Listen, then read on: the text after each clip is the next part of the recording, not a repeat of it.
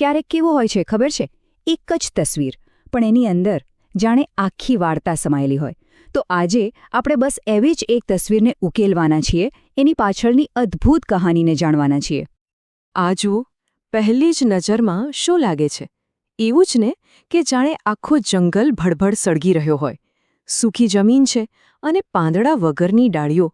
એવું લાગે છે જાણે આગની લપટોએ એને ચારે બાજુથી ઘેરી લીધી હોય. આ દૃશ્ય ખરેખર આંખોને પકડી રાખે છે અને મનમાં એક સવાલ ઊભો કરે છે.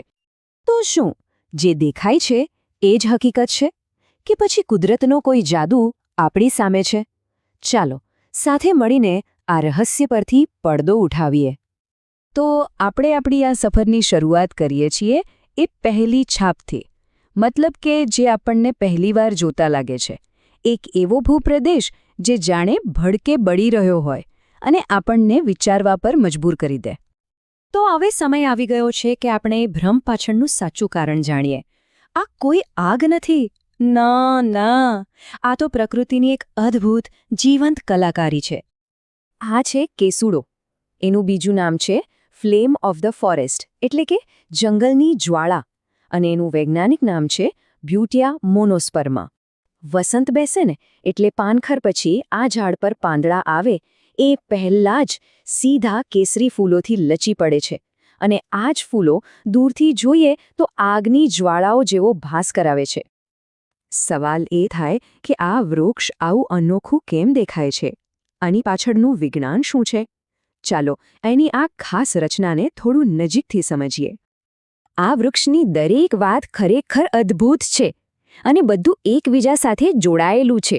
જુઓ, પાંદડા આવે એ પહેલાં જ ફૂલો ખીલી જાય. કેમ? જેથી પક્ષીઓ અને મધમાખીઓ જેવા પોલિનેટર્સને એ દૂરથી જ દેખાય અને સરળતાથી એના તરફ ખેંચાઈ આવે.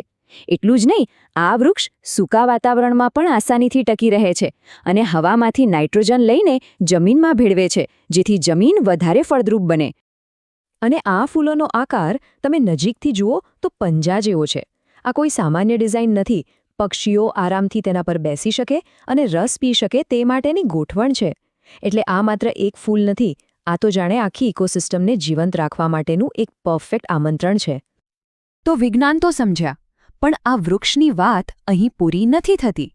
ચાલો હવે આગળ વધીએ અને જોઈએ કે આ વૃક્ષ આપણી સંસ્કૃતિ અને લોકોના જીવન સાથે કેવી રીતે વણાયેલું છે. આપણા દેશમાં ખાસ કરીને હોળીના તહેવાર પર કેસુડાના ફૂલોમાંથી કુદરતી રંગ બનાવવાની પરંપરા સદીઓ જૂની છે. લોકો આ ફૂલોને ભેગા કરે, પછી એને તડકામાં સૂકવે અને પછી પાણીમાં ઉકાળીને એકદમ સુંદર કેસરી રંગ તૈયાર કરે છે. અને સૌથી સારી વાત એ છે કે આ રંગ ત્વચા માટે એકદમ સલામત હોય છે. સાચું જ છે. આ વૃક્ષ ખાલી એક વનસ્પતિ નથી, પણ લોકોની ભાવનાઓ, એમના તહેવારો અને એમની યાદો સાથે જોડાયેલું છે. કેસુડો ખીલે એટલે સમજી લેવાનું કે શિયાળો પૂરો થયો અને હવે વસંતનો ઉમંગ ચારે કોર ફેલાશે. પણ એનું મહત્વ અહીં જ નથી અટકતું. રંગો સિવાય પણ તેના પાન, ફૂલ અને ગુંદરનો ઉપયોગ આયુર્વેદિક દવાઓમાં અને ઘણી ધાર્મિક વિધિઓમાં પણ થાય છે. બસ આ જ કારણ છે કે તે લોકોના જીવનમાં આટલું ઊંડે સુધી ઉતરી ગયું છે. તો હવે આપણે આપણી ચર્ચાના અંત તરફ છીએ. ચલો આ અનોખા વૃક્ષનો સાચો અર્થ અને એનો વારસો શું છે એ સમજીને આપણી વાત પૂરી કરીએ.